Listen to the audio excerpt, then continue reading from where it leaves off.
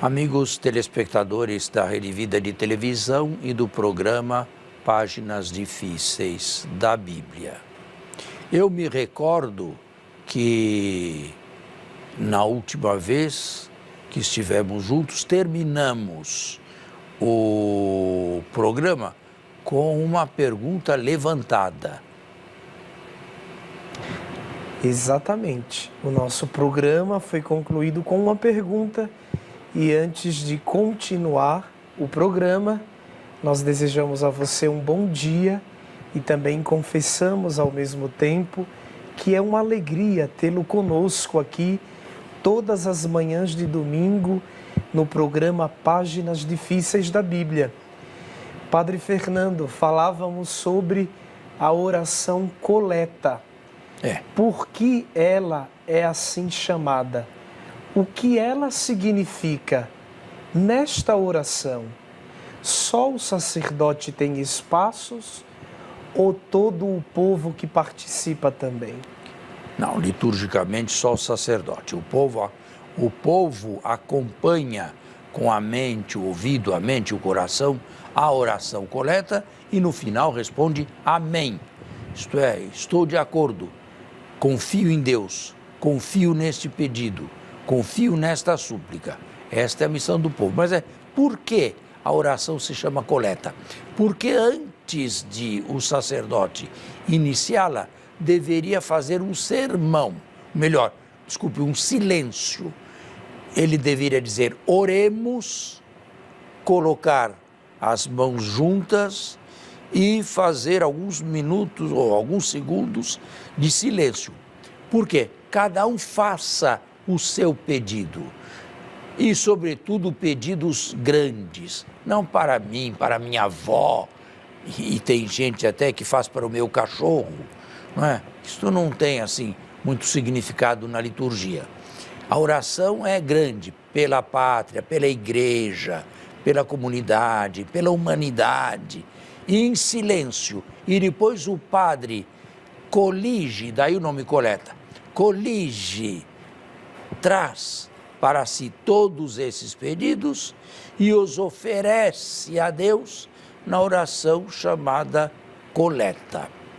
Ela não vai bem de acordo com os nossos pedidos, mas os nossos pedidos estão inscritos ou de alguma maneira presentes na oração que o sacerdócio reza, que o sacerdote reza. Agora, eu gostaria de falar aqui, antes de você buscar um outro tema, nos textos eucológicos. O nosso grande público não sabe ou não entende o que são textos eucológicos. Para entender isto aqui, deveriam ter um missal romano, porque nós seguimos o rito romano, isto é, aquele rito que se celebra em Roma. Nós somos romanos em toda a nossa liturgia. Roma é a nossa mãe.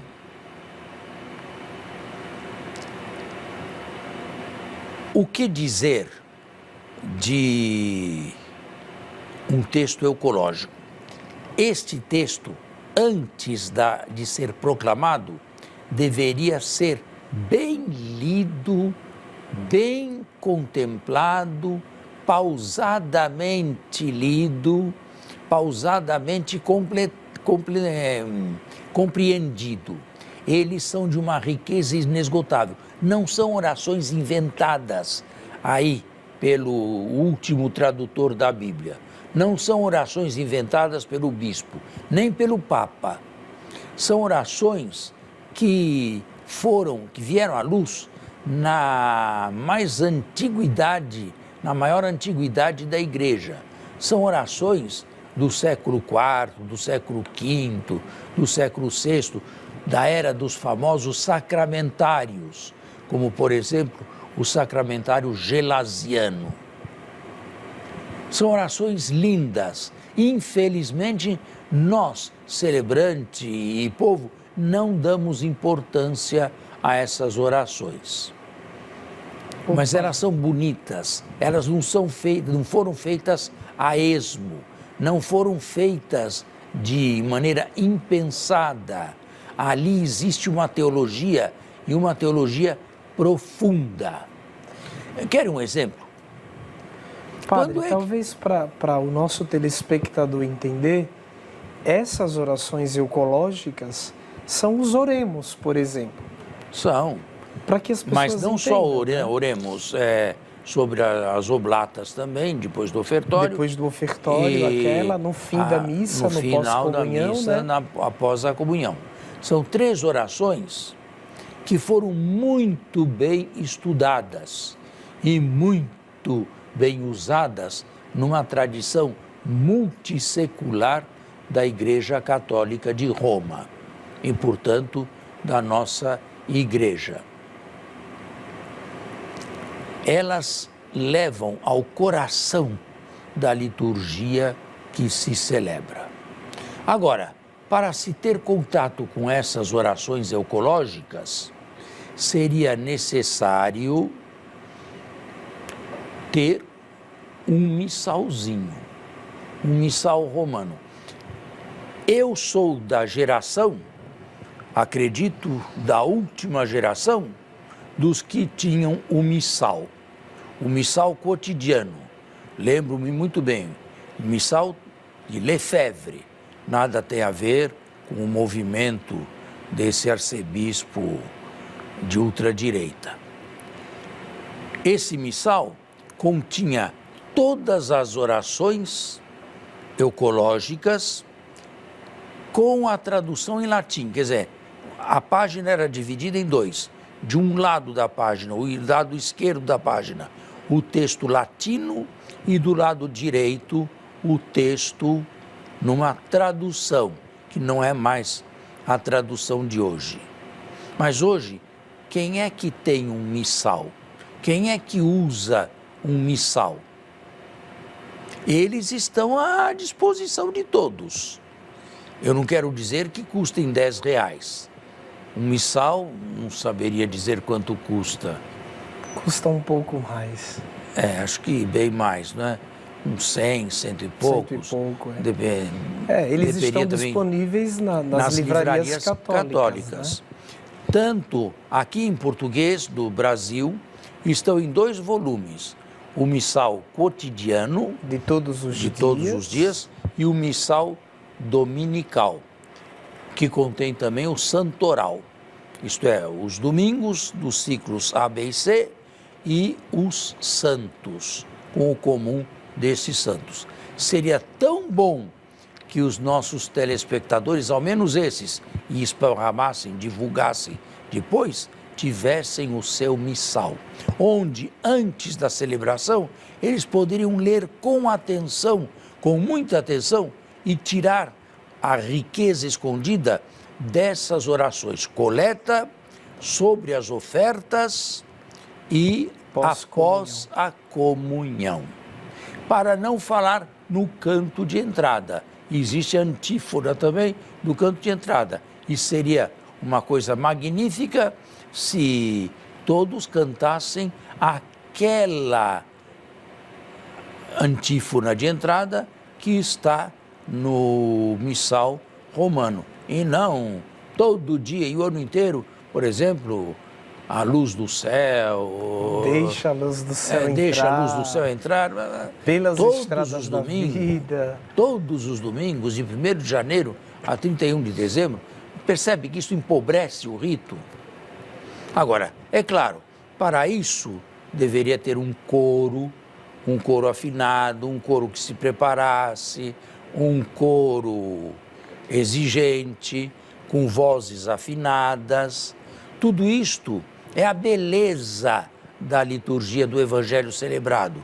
E o beato Paulo VI dizia que a beleza é um primeiro degrau para se chegar a Deus. Que diferença entre uma missa bem celebrada, onde se vê que está tudo organizado no seu devido lugar e ninguém realizando gestos impetuosos ou gestos imprevisíveis, não é? Acudindo aqui e ali, Que diferença entre uma missa bem celebrada e uma missa relaxada, uma missa mal celebrada, onde tudo se dá de maneira mais ou menos atropelada. Esta é a oração, a primeira oração eucológica, e dei uma palavrinha também sobre o canto da entrada. Agora, o colega aqui está querendo entrar no outro tema, mas nós acredito que temos que fazer um intervalo antes. Está na hora? Então, dentro em breve.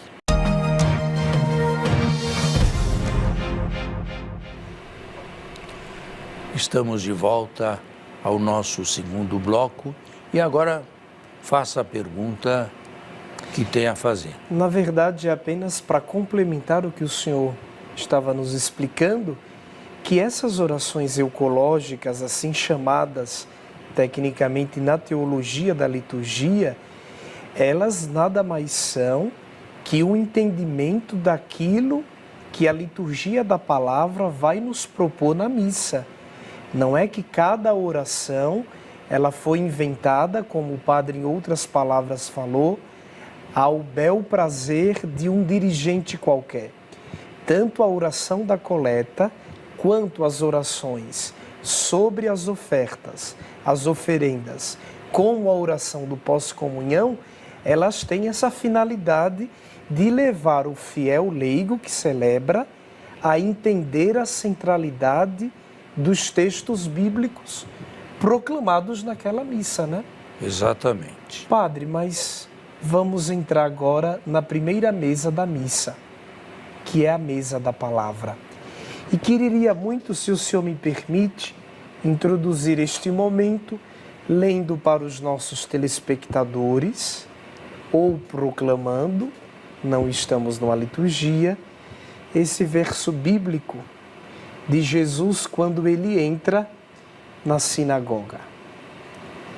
Ele foi a Nazara, onde fora criado, e segundo seu costume, entrou em dia de sábado na sinagoga e levantou-se para fazer a leitura. Foi-lhe entregue o livro do profeta Isaías. Desenrolou, encontrando o lugar onde está escrito: o Espírito do Senhor está sobre mim, porque Ele me consagrou pela unção para evangelizar os pobres. Enviou-me para proclamar a libertação aos presos e aos cegos a recuperação da vista, para restituir a liberdade aos oprimidos e para proclamar um ano de graças do Senhor. Enrolou o livro, entregou-o ao servente e sentou-se. Todos na sinagoga olhavam-no atentos. Então começou a dizer-lhe: hoje se cumpriu aos vossos ouvidos esta passagem da Escritura. Agora é com Qual o senhor. seria a pergunta? A pergunta é: diante do texto aqui, nós temos verbos que trazem uma ação muito pronta. Ele levantou, ele tomou o livro, ele proclamou a palavra. Esses verbos, eles devem ser hoje inculcados, isto é, colocados na nossa dimensão da mesa da palavra? É evidente que sim. Leia mais uma vez esses 4 verbos. Entrou em dia de sábado na sinagoga. Levantou-se para fazer a leitura. E agora? Desenrolou o livro e proclamou. E depois? E depois disso, Não. sentou-se. E o que disse? O Espírito do Senhor. Hoje, concluindo, né? Hoje se cumpriu aos vossos ouvidos essa passagem da Escritura. Esses verbos todos indicam que a ação de Jesus se repete. Ainda hoje existe alguém que se levanta, alguém que toma o livro, alguém que lê um texto do livro e depois dá uma explicação sobre aquilo que ouviu. Aí, em todas as missas, em todas as Eucaristias, isto se dá. E a isto se dá também o nome de sacramentalidade da palavra. Isto é, era como se Jesus... não é como Jesus me tomando, usando-me, a mim que fui identificado com ele, pastor, guia, pelo sacramento da ordem recebido, me mandando ir ao ambão, me mandando abrir o livro, me mandando ler um texto com o povo atentamente sentado e escutando e explicando este texto. Sacramentalidade da palavra, isto é, ele usa sinais, agora que está no céu, na glória, ele usa sinais humanos, em primeiro lugar, a presença do sacerdote, que celebra in persona Christi, na pessoa de Cristo, não na própria pessoa, usa-o e faz com que ele realize os mesmos gestos. E por isto, a cada um desses gestos deveria ser dada uma solenidade. Uma certa solenidade, que não significa demora e nem coisas exóticas ou extravagantes. Uma certa solenidade. O que a igreja faz, sobretudo na leitura do Evangelho. Não só o leitor, o diácono ou o padre, leva o livro para o lugar, mas acompanhado de 2 acólitos com velas acesas e um turiferário que incensa ou que lhe dá a oportunidade de incensar o livro antes de se proclamar o texto. Isto tudo é uma celebração, não é um teatro. E ninguém está ali como espectador. Nós estamos circundando de respeito a palavra de Deus. Sacramentalidade da palavra. Padre, eu acredito que para que o fiel leigo colha com frutos do sacramento participado, ele precisa rever dentro de si o que o leva a ir à missa, sobretudo dominical. Porque eu conheço várias pessoas que vão à missa movidas não pelo amor, antes vão à missa movidas pelo preceito. Um hábito que receberam da infância, uma espécie de remorso da consciência se não forem à missa, uma espécie de sensação de pecado, e vão, mas vão e cumprem o preceito.